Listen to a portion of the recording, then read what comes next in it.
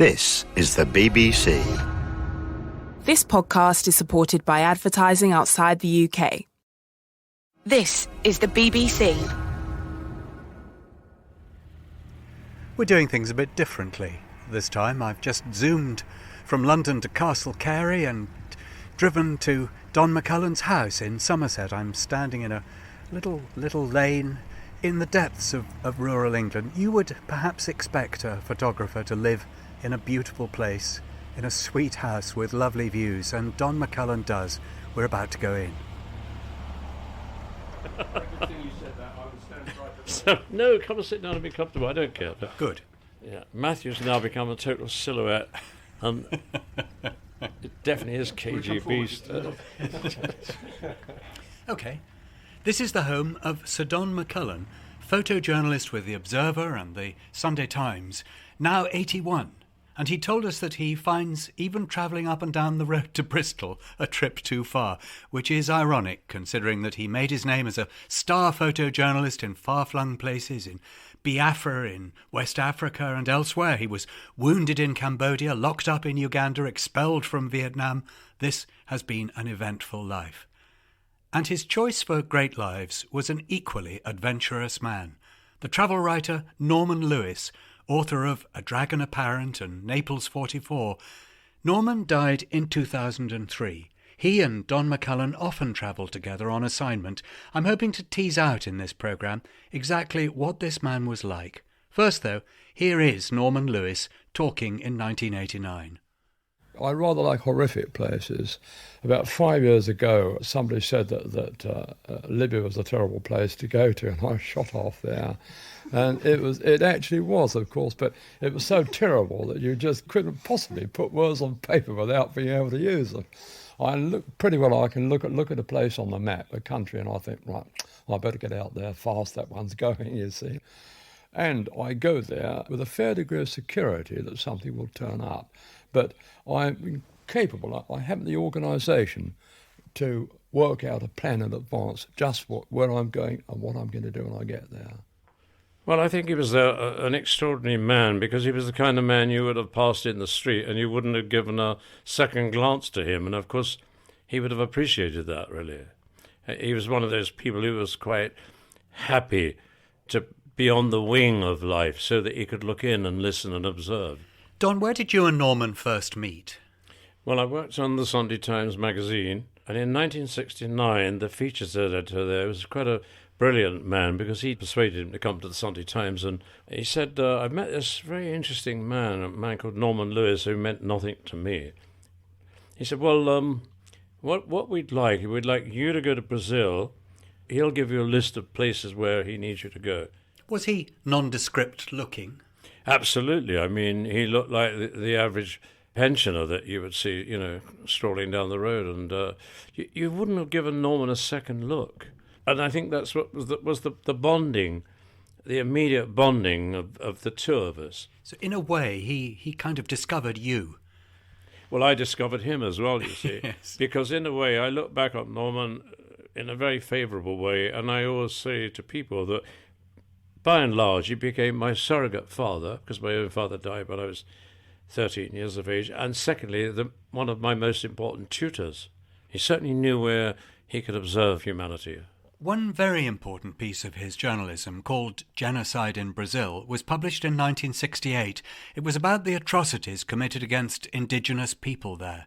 This led directly to the creation of Survival International. Norman later said it was the most worthwhile thing he ever did. And you, Don, took the photos that went with that story. Tell us about that. Well, I had a hell of a job getting there. The Indian Foundation in Rio tried to prevent me going. I then went to the Air Force Base, which was miles out of town, and they said, go back and come back to us with a tie on. So I went all the way back again and got on this C-130, which broke down. God, I'm never going to make it. And finally, they said, don't worry, we'll get you an air taxi. And out of nowhere, a small Cessna appeared. I got there, and I have to admit it, I was a kind of young man in those days with no real education, no real depth of knowledge of anthropology or anything like that. You never went to university? I hardly went to school, actually. I didn't pass my 11 plus or anything. So When I got photographing the Indians, who, by the way, were semi-naked, I mean, the women were wearing some little bikini bottom and things like that, but they did rain dances. And I wasn't the photographer I am today if I had the knowledge of the technicalities of colour and things like that. But the Indians were very simple, very huge men, very big, strong-looking men. It was that really important piece of his journalism, genocide in Brazil, that began to alert the world to what was happening. Well, I mean, you can start the ball rolling on something like that, but you need other champions to join you. But I mean, Norman was an incredibly delicate man. He was guided by this emotional carefulness. He would go out of his way not to be offensive. He was very placid and calm, as was his voice. I went to Brazil in 1968 for the Sunday Times. There was some possibility of a scandalous situation with the Indians there. When I arrived, it turned out that they were massacred in large numbers. What was happening was that the local landowners and the cattle ranchers were trying to take over their land. And in order to do this, they were employing gangsters of all kinds. They were having the areas bombed. They were throwing down sweets and sugar, which had been treated with arsenic. They were handing out clothes through pseudo-aid organisations, clothes infested with the germs of deadly diseases. And they were actually sending gangsters in, gunmen, to machine gun these people down. So the Indians were being killed at such a rate at that time that it was estimated that there wouldn't be an Indian left alive in South America within the next 20 years. So I wrote for the Sunday Times, I believe the largest article, certainly that the Colour Supplement ever published. It amounted to nearly 15,000 words.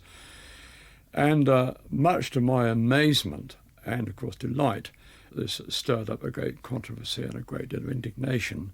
And as a result, a number of societies were formed with the object of protecting the Indians, including the Survival International, the English one. Did you catch any of the anger, the indignation, the anxiety that Norman Lewis felt about the future of these people?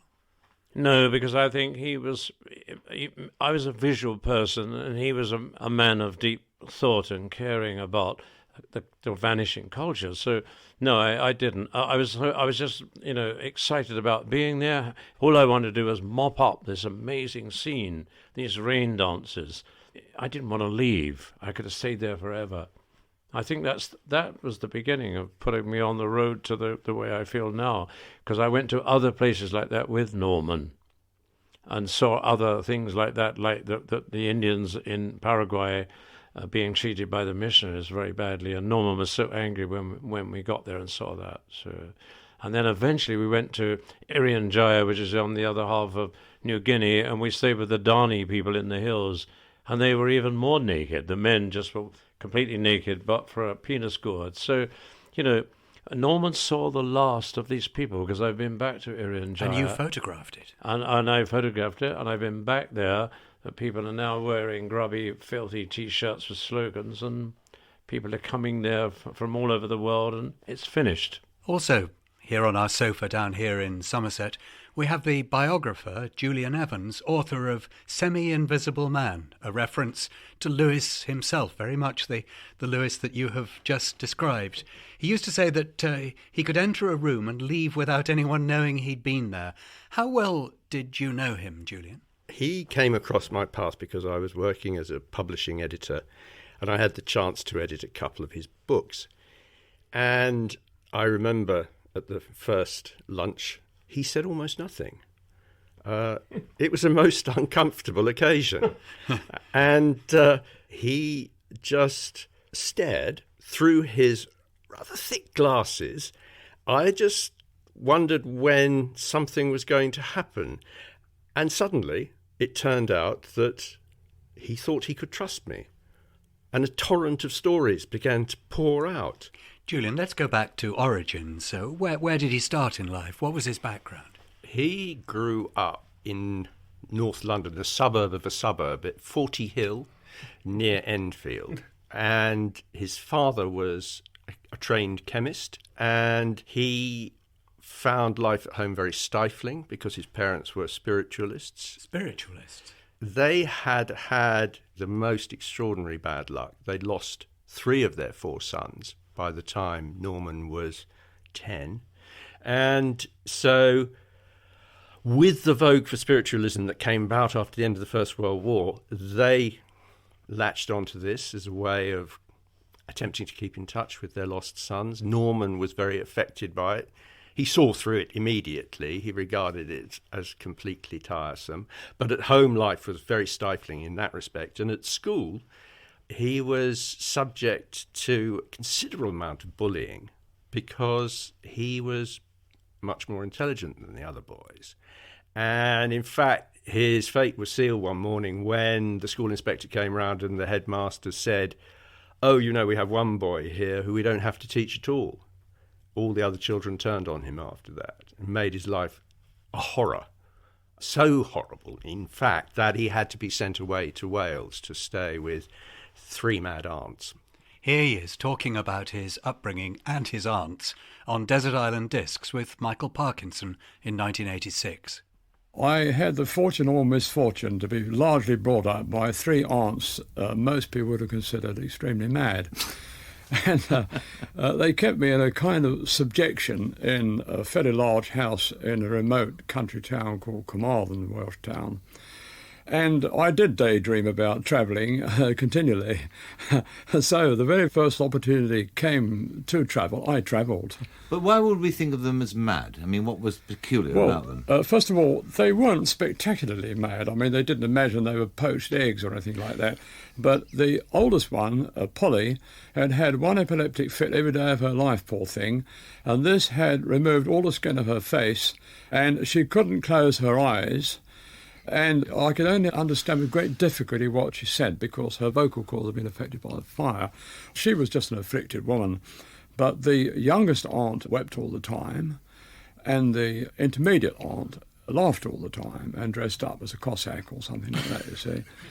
So I had a problem at various levels there. What do you remember about that voice, Don?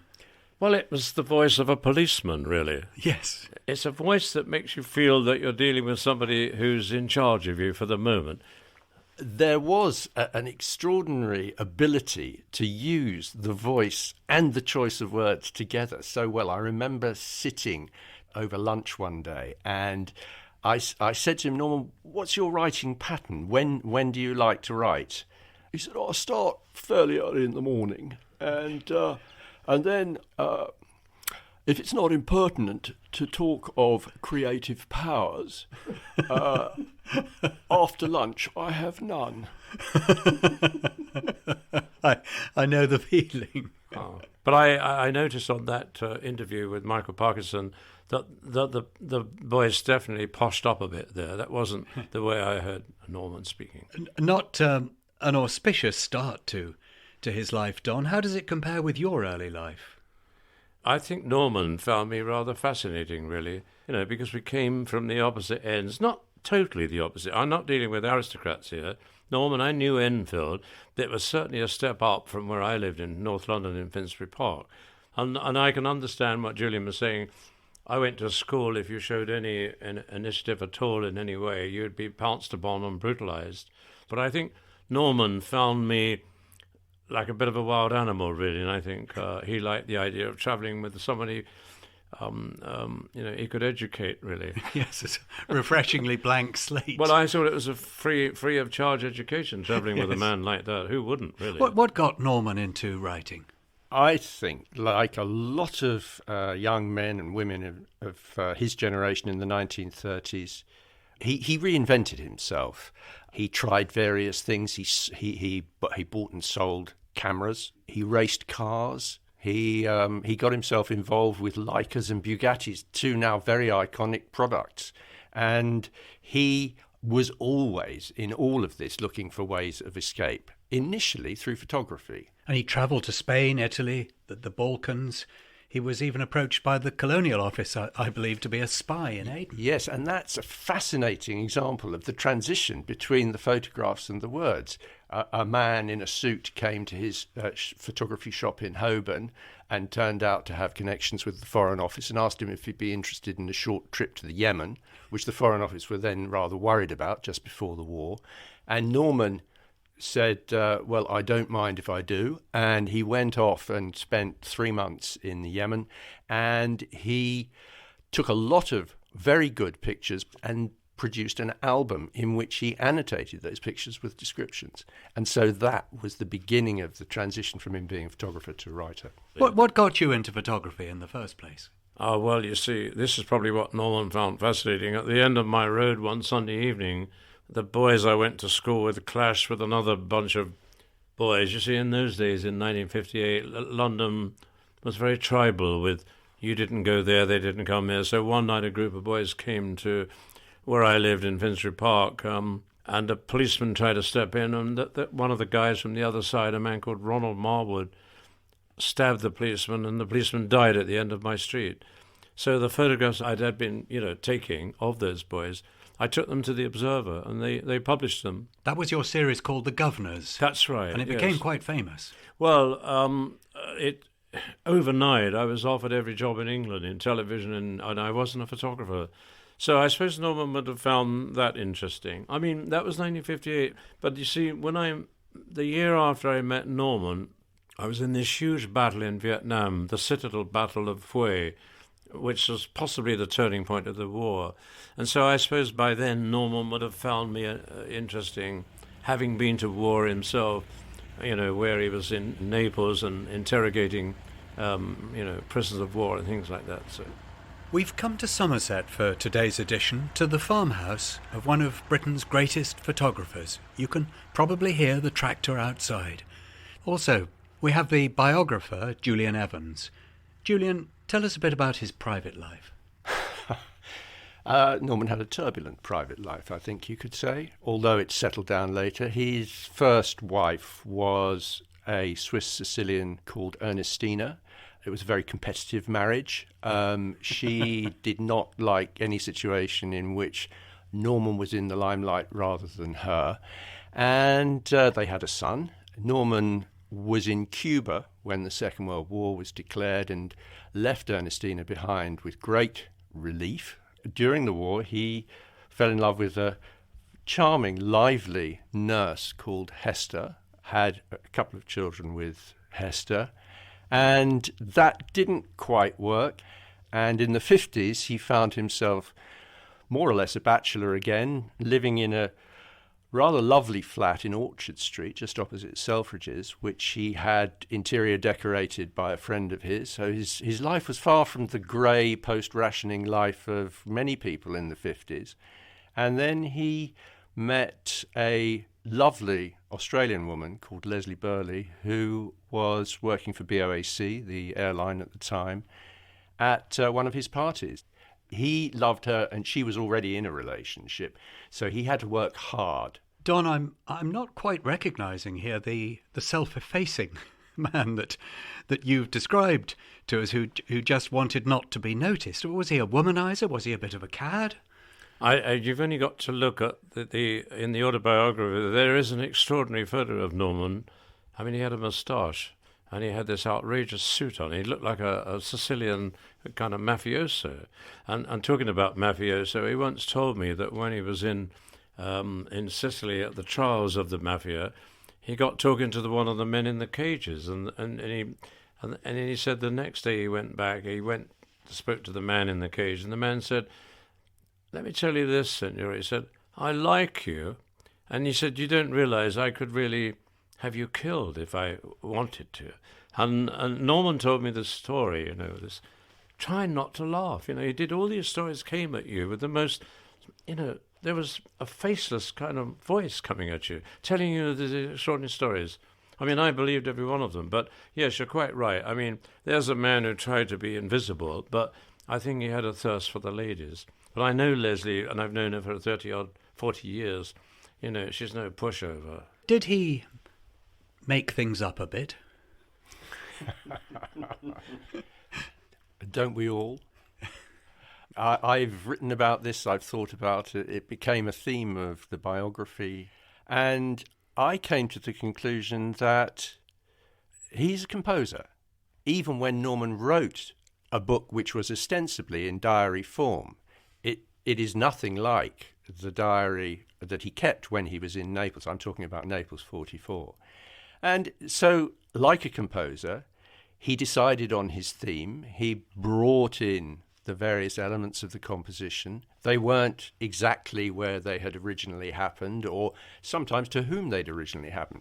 But what makes me always forgive Norman in his writing is that he never, ever does this in order to make himself look better. Don, a photographer can't really make things up. There's a difference, isn't there? No, I mean, by today's standards, with new digital cameras, you can change the nature of things, really. But I often have discussions with my own wife, who writes, travel writer, and I say, when I know certain travel writers who embellish left, right, and centre, and I said I find that unacceptable. She said, no, don't say that, because it's about creativity. But as a photographer, I photographed a dead North Vietnamese soldier once, and his body had been ransacked by souvenir hunters, American soldiers, and they kicked all his stuff around, and I brought it together. And it's the only time I've ever done it in my life. I wanted to make a statement for this man's tragic loss, his kind of, sacrificing his life for his country. So I gathered these things together. It's the only time I've done it. You can call that embellishment, I don't care what you call it, but I was giving this man a voice. So writers, I'm sure they do it all the time.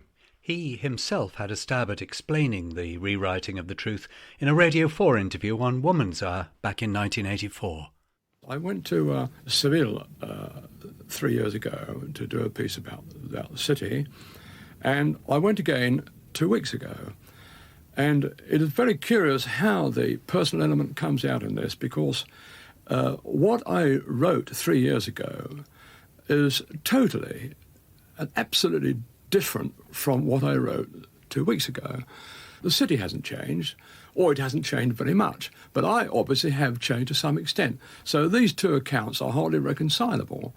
So I'm coming back to the theory that so much of one's personal attitude comes into everything one writes. The thing is so subjective that there must be an element of what you could almost call fiction which creeps in all the time. In his last decade, Lewis published an extraordinary array of work.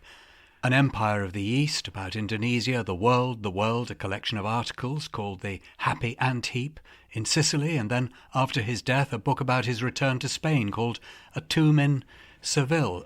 Prodigious output, very widely read. He sold millions and millions of books, and in his time, he really was a name to be reckoned with. He started movements. He's almost forgotten today, isn't he? Why is that? I think, Julian, you've got to answer this question, really. I think he has, as one critic very astutely put it, never quite crossed the barrier that separates the admired from the famous. So what there is there's a sort of secret Norman Lewis fan club, which is not just British. All his best books are still in print, and they've never been out of print, actually. And you can take, say, a book like Naples 44, and you can suggest to a friend that they read it. And if that person has got the slightest claim to be a decent, intelligent, book-loving friend, they will read that book and you will have a convert on your hands. Don, do you actually read him? Have you read him? Did you enjoy him as an author? I've only read Naples 44, and because I do have this dyslexia problem, I have a very short memory. I'm not trying to excuse myself. So this is fascinating. This is a man whom you enormously admire, but you haven't actually read him very widely. Not properly, no. But what I loved him for another reason. He would say things that were incredibly funny to me. So when we were in Venezuela, we went to a diamond mine, and as we arrived at the place where we were lodging for the night, we put our stuff in the room, and then the Norman came back to me and was kind of laughing, and I kind of said, "What's up, Norman?" He said, "Well, the manager has just come up to me, and he said, 'If you're bored, Signor,' he said, 'there are some very lovely secretaries in the back room, and he said, "I've heard those women called everything but never secretaries." So naturally, I wanted to really bellow, and I thought, no, don't do that. He thinks you're mocking him and not the story. I'd just like to say about this lies and truthfulness thing that Norman is not guilty of inventing. He's guilty, if anything, of arranging. So the things that happened. The people he talks about existed, even though they might be composites of perhaps 2 or 3 people. But he didn't invent people who never existed. He didn't invent events that never happened. He was an arranger, and that was really, really important for his literary art. What made him tick? I think really he was aware of the fragility of these people, their environment, their culture. Culture was a big thing with Norman, and he hated the idea of it being watered down and eventually vanishing from our lives. And he could see culture and these indigenous people as a gift on a plate. And he was angry that, and strange enough, in his lifetime, so many cultures now have been wiped out, particularly by simple things like national costume. When I first went to India in 1965, I went with a man called Eric Newby. And if you went in Delhi, you thought there was a snowstorm. Everybody was wearing dhotis and traditional. When I came to the Amazon, there were naked people. If you go back to these places now, they've all got T-shirts with logos. That would have made Norman turn in his grave. Should he not be better known today than he is? I think, obviously, as a huge Norman Lewis fan, one of my reasons for writing his biography was not so that people should read my biography, but so that people should find out who he was and go and read him. But he continues to be read. It's not quite as accessible, perhaps, as Eric Newby, but as soon as you are on his wavelength, as soon as you're plugged in, you won't unplug yourself. Can I pick up on the Newby thing? Because I work with Eric too, and I think Eric wrote for the masses, and I think he wrote for Eric. I think he was a personality, Eric. He was always trying to be jolly and funny, and Norman was none of that at all, really. And the one thing I've got to say about Norman Lewis is, and it's got nothing to do with the lack of my knowledge of his literature, but the legacy that he gave me was to understand that cultural mine, and I went down that mine road of thinking of culture and things, and eventually I did a book about lost Roman cities in North Africa, which have now been vandalized. And I think Norman would have been proud of me for doing that, but in a way it was meeting him all those years ago that made me what I am today. I mean, I could see, but there's a man who claimed he couldn't, but he could see better than me, I think, at the end of the day. That's a lovely way to end. My thanks to Sir DonMcCullin and to Julian Evans. Goodbye.